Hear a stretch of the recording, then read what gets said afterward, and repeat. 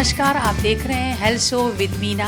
आज मेरे साथ हैं डॉक्टर वीएन आचार्य, जो होम्योपैथी के बहुत सीनियर डॉक्टर हैं। करीब 25-30 साल से ये प्रैक्टिस कर रहे हैं और जो कानपुर के जवाहरलाल नेहरू होम्योपैथी राजकीय मेडिकल कॉलेज के वो सीनियर फैकल्टी रहे हैं। इन दिनों एक जो बहुत कॉमन प्रॉब्लम है वो फीवर की है। कई तरह का बुखार है, डेंगू, मलेरिया और कई तरह के जिन्हें रहस्यमय बुखार भी कहा जा रहा है। इससे बहुत सारे लोग पीड़ित हो रहे हैं। इसे लेकर कई तरह की शंकाएं भी हैं, सवाल भी हैं।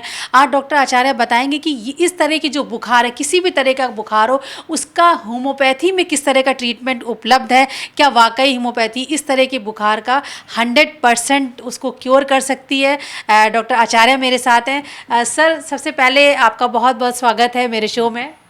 धन्यवाद। सर, इन दिनों इतना ज़्यादा फीवर, मैंने कई तरह का लोग कई बार ऐसा होता है कि लोग समझ नहीं पाते किस तरह का बुखार है। ये वायरल फीवर है, डेंगू है, मलेरिया है। ये आप बताइए, आपके पास किस तरह के पेशेंट इन दिनों आ रहे हैं। देखिए, इस समय ये बात सच है कि बुखार की कई वैरायटी इस समय दिखलाई दे रही हैं। डेंगू भी चल रहा है और मलेरिया भी चल रहा है, और इसके बावजूद कई ऐसे सामान्य फीवर भी हैं जिनके लक्षण इनसे मिलते जुलते हैं, इन मलेरिया और डेंगू के बुखारों के जो लक्षण होते हैं उनसे।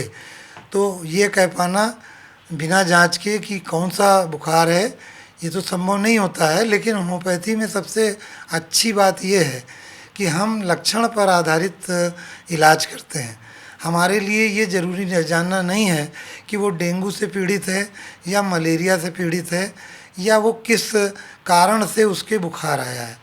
उसको बुखार है, वो बुखार का रोगी बनकर हमारे पास आया है, तो जो उसके लक्षण हैं, बुखार के लक्षणों में बहुत सी चीज़ें विभिन्न विभिन्न रोगियों में अलग अलग होती हैं। किसी में खांसी होगी, किसी में जुकाम होगा, किसी में सर दर्द होगा, किसी में बदन दर्द होगा, किसी को जाड़ा लगेगा। तो तरह तरह के और लक्षण बुखार के साथ भी होते हैं। तो उन सबको लक्षणों को एकत्रित करके और फिर लक्षण पर आधारित होम्योपैथिक औषधि का चयन करके जब दिया जाता है, तो किसी भी तरह का बुखार हो, तत्काल प्रभाव से वो बुखार ठीक होने लगता है और रोगी बहुत शीघ्र स्वस्थ हो जाता है। ये होम्योपैथी की विशेषता है। सर, जैसे वैसे ठीक है कि इस मौसम में जब चेंजिंग वेदर होता है तो फीवर तो कई तरह का होता है। लेकिन सर, जो इन दिनों फीवर है उसको लेके एक डर भी है, आशंका भी होती है कि जब फीवर इस समय आ रहा है, कई लोगों ने कहा कि ये डॉक्टर समझ भी नहीं पाते कि भाई ये, कुछ लोग कहते हैं रहस्यमय बुखार है, कुछ लोग कहते हैं ये कोरोना की 3rd वेव का ही कुछ असर हो सकता है। तो ये आप के पास, क्योंकि आपकी क्लिनिक में बहुत सारे पेशेंट आ रहे हैं, आपको क्या लग रहा है ये इस समय जो फीवर हो रहा है वो कुछ डिफरेंट है? नहीं, ऐसा कुछ नहीं है। हर वर्ष ही इस तरह के फीवर आते हैं और ये पैनिक सिर्फ बनाया गया पैनिक है। कुछ मीडिया में भी इस तरीके की बातें छप रही हैं और कुछ लोगों में भी भय व्याप्त है। कोरोना की जो पीछे गई है दूसरी लहर, उसमें जो फैटेलिटी हुई है, जो लोग मरे हैं, उससे लोगों में भय व्याप्त हुआ है। और जो वैज्ञानिकों ने तीसरी लहर की आशंका जाहिर कर दी है, तो उसके कारण से भी लोगों के अंदर भय है और उसको ही देखते हुए ये इस तरह का पैनिक है। इससे बिल्कुल घबराना नहीं है। बुखार हर बार चेंजिंग ऑफ सीजन में होते हैं, बिल्कुल मत घबराइए। अगर कोई भी बुखार हो, मलेरिया, अब देखिए डेंगू है, वो सब जानते हैं कि साफ़ पानी में डेंगू का जो मच्छर होता है वो पनपता है। तो कहीं भी साफ़ पानी खुला ना रखें। मलेरिया जो है वो गंदगी से उत्पन्न होता है। कहीं भी पानी इकट्ठा ना होने दें और गंदगी को साफ़ रखें, तो मलेरिया नहीं होगा। तो इस तरह से साफ़ सफाई का विशेष ध्यान रखेंगे तो इस तरह के लक्षण नहीं आएंगे। बाकी वायरल फीवर या बैक्टीरियल फीवर जो चेंजिंग सीजन जब होता है, तो पृथ्वी से और आकाश से जब बरसात हो रही है, कहीं गर्मी पड़ रही है, कहीं जो मौसम बदल रहे हैं, उससे ये वायरस भी और बैक्टीरिया भी पनपते हैं और उनके कारण इस तरह के रोग जब वो मनुष्य पर, जिनकी भी प्रतिरोधक क्षमता कमज़ोर होती है, जिन व्यक्ति की जो वाइटल फोर्स जिनका डिरेंज्ड होता है, कमज़ोर होता है, उसको वो प्रभावित करते हैं। वो प्रभावित जब हो जाते हैं तो फिर उनको इस तरह का रोग हो जाता है। तो पैनिक ना हो, बुखार है तत्काल अपने चिकित्सक से परामर्श करें और उसका इलाज कराएं। बिल्कुल भी भय नहीं होना चाहिए। सर आपके पास जो पेशेंट आ रहे हैं, क्या बच्चे ज़्यादा हैं, बुजुर्ग ज़्यादा हैं, ऐसा कुछ नोटिस किया आपने? नहीं, बच्चे भी आ रहे हैं और बुजुर्गों को भी हो रहा है। ये जो समय है युवाओं को भी हो रहा है? युवाओं को भी हो रहा है। महिला पुरुष बच्चे बूढ़े जवान सभी को हो रहा है, कोई इससे अछूता नहीं है। मैंने जैसा बताया कि जिसकी प्रतिरोधक क्षमता कम है उसी को ये प्रभावित करता है। या डेंगू या मलेरिया जैसे कोई मच्छर अगर उसको संक्रमित कर देते हैं तो संक्रमण से फैल जाता है। तो अगर संक्रमित है या वो अपनी प्रतिरोधक क्षमता की कमी के कारण इस तरह के बुखार जैसे लक्षणों से ग्रसित हुआ है तो घबराने की कोई ज़रूरत नहीं है। होम्योपैथी में हर तरह की बीमारी का, विशेषकर डेंगू जो वर्तमान समय में चल रहा है, जो मलेरिया के फीवर चल रहे हैं या जो रहस्यमयी बुखार बताया जा रहा है, उन सब बुखारों में होम्योपैथी के पास बहुत अच्छी औषधियाँ हैं। जो सिर्फ कुशल होम्योपैथिक चिकित्सक से परामर्श करें और इलाज कराएं, शीघ्र तत्काल प्रभाव से आराम मिलता है। और मैं एक बात आपके चैनल में और बता देना चाहता हूँ कि कोई लोगों में ये भ्रम है कि होम्योपैथी धीरे धीरे काम करती है और होम्योपैथी का असर धीरे होगा तब तक मरीज को कहीं कुछ हो ना जाए। लोग इस कारण से होम्योपैथी में बाद में आते हैं, पहले एलोपैथिक डॉक्टर के पास आते हैं। मैं ये कहना चाहता हूँ कि होम्योपैथी एक ऐसी चिकित्सा पद्धति है जो तत्काल प्रभाव दिखाती है। होम्योपैथी को सूंघ लिया जाए दवा को या उसको मुंह के अंदर डालते ही जो टंग रिसेप्टर्स हैं उनमें पड़ते ही होम्योपैथिक औषधि का प्रभाव चालू हो जाता है, जबकि एलोपैथी या अन्य चिकित्सा पद्धतियों की औषधियों का प्रभाव तत्काल नहीं होता है। जब खून में जाकर वो मिलती हैं फिर वो पर्टिकुलर पार्ट पे जाती हैं तब उनका प्रभाव शुरू होता है। तो ये मिथ, ये अवधारणा कि होम्योपैथी धीरे काम करती है, ऐसा नहीं है। तत्काल प्रभाव से काम करती है और तुरंत ठीक करती है। जी बिल्कुल डॉक्टर आचार्य आपने सही बात कही। दरअसल बात ये है कि इन जो एक बात मैं आपसे पूछूंगी कि चूँकि डेंगू मलेरिया के जो पेशेंट होते हैं, खासतौर पर डेंगू में देखा जा रहा है सर कि जैसे फीवर आया और फिर अचानक से प्लेटलेट्स डाउन हो गई, वीकनेस बहुत ज़्यादा आ गई, तो लोग पैनिक हो जाते हैं, डर जाते हैं। उन्हें लगता है कि अगर होम्योपैथी में गए तो जो इसका असर है वो बहुत धीरे से होगा। सर एक चीज़ बताइए, क्या ये इस तरह का जो फीवर है डेंगू मलेरिया, इसका 100% क्योर है उपलब्ध, 100% दवाएं उपलब्ध है होम्योपैथी में? 100% ठीक होते हैं, 100%। और जब जैसे आपने बताया कि प्लेटलेट डाउन हो जाती हैं, निश्चित बात है प्लेटलेट डाउन होती हैं। हमारे यहाँ ऐसी औषधियाँ हैं जो तत्काल प्रभाव से प्लेटलेट्स को बढ़ाती हैं। और एलोपैथी में कोई भी ऐसी औषधि नहीं है जो प्लेटलेट को बढ़ाती हो। उनके यहाँ पर प्लेटलेट काउंट चढ़ाए जाते हैं, ब्लड के प्लेटलेट्स को अलग करके और फिर उसको चढ़ाया जाता है मरीजों में, तब उनके प्लेटलेट को बराबर लाया जाता है। सिर्फ होम्योपैथी में ही ऐसी दवाएं हैं। आयुर्वेदिक में जाएंगे तो पपीते का रस बताएंगे कि अगर लेंगे तो पपीते के पत्तों का रस तो प्लेटलेट बढ़ेंगे। हमारे यहाँ होम्योपैथिक औषधियाँ हैं जिनको लेने मात्र से प्लेटलेट बढ़ना शुरू हो जाती है। बिल्कुल सर, एक और बात, जैसे होम्योपैथी को लेके एक तो जैसे लोगों को मिथ लगता है कि भाई हमने अगर खा लिया होम्योपैथी आज, क्योंकि पेशेंट तो सीरियस हो रहा है और हम दवा लेंगे, पता नहीं 2 दिन बाद असर होगा, तब तक तो पेशेंट को पता नहीं क्या हो जाएगा। तत्काल प्रभाव देखिए, इसमें होम्योपैथिक डॉक्टर की स्किल काम करती है। योग्य होम्योपैथिक चिकित्सक अगर है तो उसकी दवा तत्काल प्रभाव से ही असर दिखलाएगी। ये हो ही नहीं सकता कि वो व्यक्ति जिसको दवा दी गई है उसको आराम ना मिले अगर सही दवा का चयन हुआ है। होम्योपैथिक चिकित्सक ने सही ढंग से देखा और चिकित्सा की है। अगर होम्योपैथी नेवर फेल्स, होम्योपैथ में फेल, होम्योपैथी कभी फेल नहीं होती है। होम्योपैथ अगर ढंग से उसने नहीं देख पाया या कुछ चीज़ें मरीज ने नहीं बताई, इसीलिए हमने पहले भी जैसे सब जानते हैं कि होम्योपैथी में जब भी कोई रोग लेकर कोई भी आता है मरीज, तो उसका रोगी का मैन एज ए होल पूरा टोटलिटी ऑफ सिम्टम्स, उसके सर से पाँव तक, फिजिकल सिम्टम, मेंटल सिम्टम, उसका ऑक्यूपेशन, उसका व्यवहार, उसका खान पान, हर चीज़ को हम लोग नोट करते हैं और सब उसको सब संकलित करने के बाद फिर उसकी इलाज करते हैं।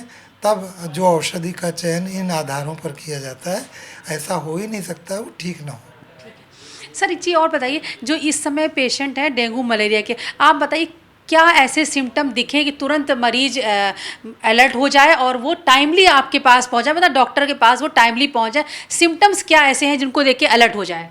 देखिए, अगर कोई व्यक्ति सामान्य जीवन व्यतीत कर रहा है और उसको अपने अंदर परिवर्तन लगने लगे, जैसे सुस्ती लगने लगे, जैसे उसको अचानक सर्दी लगने लगे, जैसे उसको बदन में सर में दर्द होने लगे, जैसे उसको हल्का फीवर महसूस होने लगे या तेज़ फीवर आ जाए, या उसको उसकी प्यास नॉर्मल से ज़्यादा बढ़ जाए, या उसके पेट में कोई इस तरीके की दिक्कत होने लगे जैसे मरोड़ होने लगे, या उसको ऐसा लगने लगे कि उसकी सांस तेज़ी से चल रही है, या उसको खांसी आने लगी, बलगम आने लगा है, इस तरह के कोई भी लक्षण अगर व्यक्ति में असामान्य दिखें जो नॉर्मली नहीं होते हैं, तो तुरंत ही अपने चिकित्सक से संपर्क करना चाहिए और जो आवश्यक जांचें चिकित्सक लिखे उसे करा के ये कंफर्म करना चाहिए कि क्या प्रॉब्लम है। सर होम्योपैथी में जो आपके यहाँ आते से, जो अगर आप एलोपैथी में जाएंगे तुरंत वो डेंगू की जांच लिखते हैं, क्या सर आप भी इस तरह की मेडिकल? निश्चित रूप से। देखिए, एक होता है ट्रीटमेंट का पार्ट, एक चिकित्सक के हाथ में न केवल ट्रीटमेंट करना है बल्कि उस केस का जो उसके पास आया है उसका मैनेजमेंट भी बहुत ज़रूरी है। अगर हमें ये नहीं मालूम होगा कि इसको क्या हुआ है तो हम मैनेजमेंट कैसे करेंगे? तो उसके जानने के लिए हमें उसकी जांचें करानी पड़ेंगी। अगर उसको फीवर आ रहा है तो हम फीवर के जो भी लक्षण मिल रहे हैं उस आधार पे हम दवा का चयन करके उसको तत्काल प्रभाव से दवाएं देने लगेंगे। अगर हम जांच कराएंगे साथ में और हमें ये जानकारी मिल जाए कि इसको इस चीज़ की कमी है या ये और एक कारण है, तो हम उसको भी कंसीडर अपनी दवा में, औषधि में कर सकते हैं। तो जांचें उतनी ही ज़रूरी हैं जितनी एक एलोपैथिक डॉक्टर के लिए डायग्नोसिस के लिए ज़रूरी हैं, उतना ही होम्योपैथी के डॉक्टर के लिए भी डायग्नोसिस के लिए ज़रूरी हैं। और दवा के चयन में भी उनका बहुत रोल होता है। और न केवल इसका, जैसे आपने पूछा कि जांचें कराना है, बल्कि उसके ऑक्यूपेशन का भी हमें ध्यान देना पड़ता है। कोई मिल के अंदर काम कर रहा है जहाँ पर उसको डस्ट इनहेल कर रहा है कपड़ा मिल में, और वो आता है अस्थमा को लेकर, तो जब तक वो मिल में काम कर रहा है तो उसको अस्थमा तो बना रहेगा क्योंकि उसका ऑक्यूपेशन है इस तरह का। तो हमें उसकी, जब तक हम उसको इन्वेस्टिगेट नहीं करेंगे क्या करते हो क्या नहीं करते हो, या आप दिन भर बाज़ार में रहते हैं, धूल मिट्टी पॉल्यूशन आपको घेरे रहता है, तो आपके अंदर अगर सांस की दिक्कत आ गई तो हम उसको आपसे इन्वेस्टिगेट करेंगे। तो ये इन्वेस्टिगेशन का पार्ट, चाहे वो पैथोलॉजिकल जांचें हों, चाहे रेडियोलॉजिकल जांचें हों, चाहे वो इस तरह पूछ के जांचें की जाएं, ये जांच तो हर पैथी के लिए आवश्यक है। अच्छा, आप कह रहे हैं कि होम्योपैथी में जैसे कि बड़ी प्रॉब्लम है डेंगू में, जो में कॉज हो जाता है वो प्लेटलेट्स डाउन होना, आप कह रहे हैं इसको प्लेटलेट्स बढ़ाने की कारगर दवा है जी होम्योपैथी में? जी। क्या इस तरह के फीवर, इसकी एडवांस दवाएं होम्योपैथी में आई हैं, पहले से उपलब्ध थी? पहले से उपलब्ध हैं, पहले से उपलब्ध हैं, आज भी शोध हो रहे हैं हमारे यहाँ। और जब जब जब कोई इस तरह का पेंडेमिक या एपिडेमिक आता है या इस तरह की दिक्कतें आती हैं तो हमारा केंद्रीय होम्योपैथिक अनुसंधान परिषद, भारत सरकार नई दिल्ली का जो है, वो तत्काल प्रभाव से सचेत रहता है, आयुष मंत्रालय सचेत रहता है, और हमारे यहाँ इसके प्रिवेंशन के लिए भी औषधियाँ रहती हैं। तो तत्काल प्रभाव से, जैसे कोरोना चालू हुआ था, आयुष मंत्रालय ने CCRH को तो तत्काल बुलाया, उनकी उच्च स्तरीय बैठक हुई और तत्काल प्रभाव से उन्होंने कहा कि आर्सेनिक एल्बम 30 होम्योपैथिक औषधि ऐसी है जिसको अगर 3 दिन तक दे दिया जाए रोज़ सुबह एक खुराक, तो कोरोना से बचाव होगा। और ये प्रमाणित सिद्ध हुई, पूरे देश में बांटी गई। जी हाँ, इसके बिल्कुल सर बताइए, क्या इस समय डेंगू मलेरिया से बचाव के लिए भी कोई प्रिवेंशन है? जी, क्या है? होम्योपैथी में प्रिवेंटिव दवा है, अगर उसको देते हैं तो निश्चित रूप से। और मैं तो यहाँ तक कहता हूँ कि मच्छर कैसे भी हों, होम्योपैथी में ऐसी भी औषधियाँ हैं कि अगर आपकी वाइटल फोर्स, आपका वाइटल फोर्स डाउन नहीं है और अगर आपको वो दवा औषधि खिला दी जाए तो मच्छर आपके पास आएगा, आपके कान में भुन भुन करेगा, लेकिन आपको काटने का साहस नहीं करेगा। अच्छा। ऐसी भी औषधि है।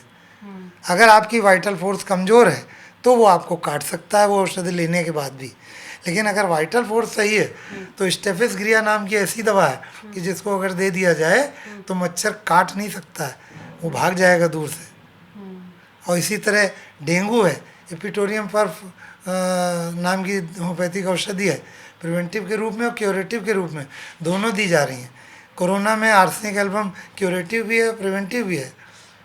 ये अच्छी बात आपने बताई कि आपको ज़रूरी नहीं है कि आज फीवर हो जाए, आप पहले, क्योंकि जो अगर इतना ज़्यादा फीवर फैल रहा है तो आप एज ए प्रिवेंटिव भी मेडिसिन ले सकते हैं। बिल्कुल, हम लोग लिए बैठे हैं। अच्छा सर, एक और लास्ट में बात पूछूंगी, क्योंकि सर हमारे देश में इतने सारे पेशेंट होते हैं और एक जो ट्रीटमेंट है वो काफ़ी एक्सपेंसिव भी हो जाता है। अब इसमें तो बड़ी प्रॉब्लम आ रही है कि हॉस्पिटल में पता लगा जगह नहीं मिल रही। आप बताइए, आप क्या इस तरह के मेडिकल हेल्थ कैंप्स वगैरह भी ऑर्गेनाइज करते, कैसे पेशेंट आपको अप्रोच करें?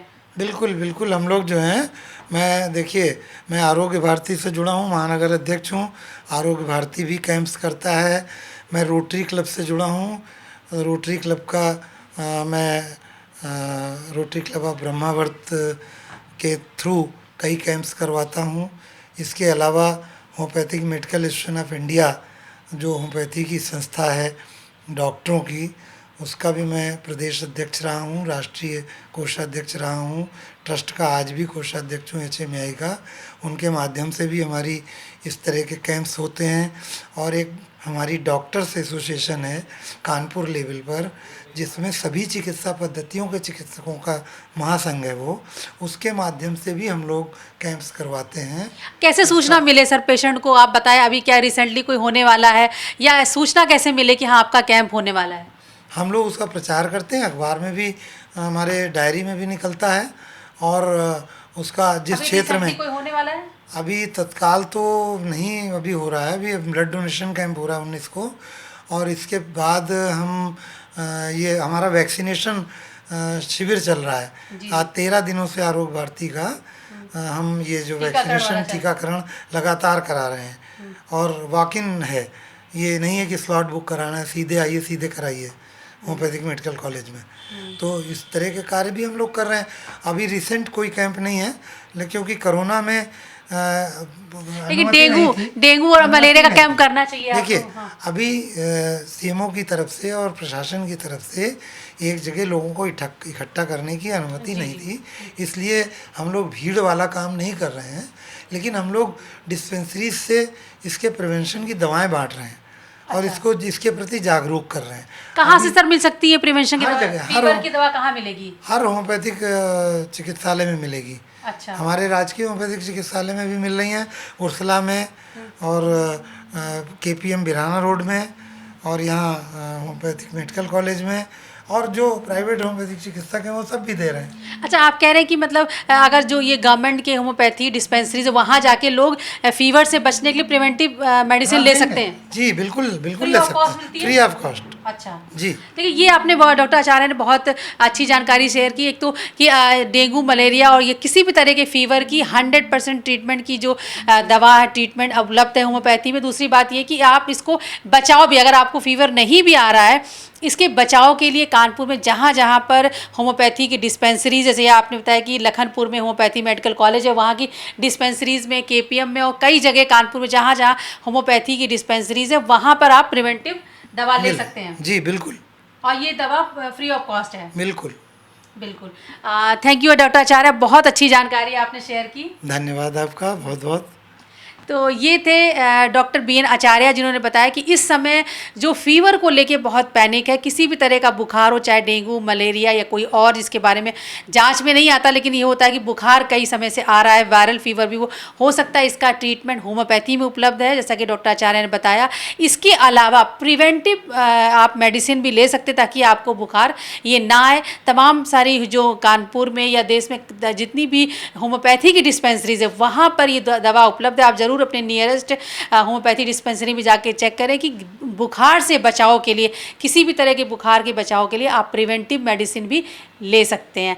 इसके अलावा अगर आप फीवर से रिलेटेड या होम्योपैथी ट्रीटमेंट को लेकर कोई भी सवाल पूछना चाहते हैं तो इस वीडियो के कमेंट बॉक्स के नीचे आप मुझसे सवाल पूछ सकते हैं।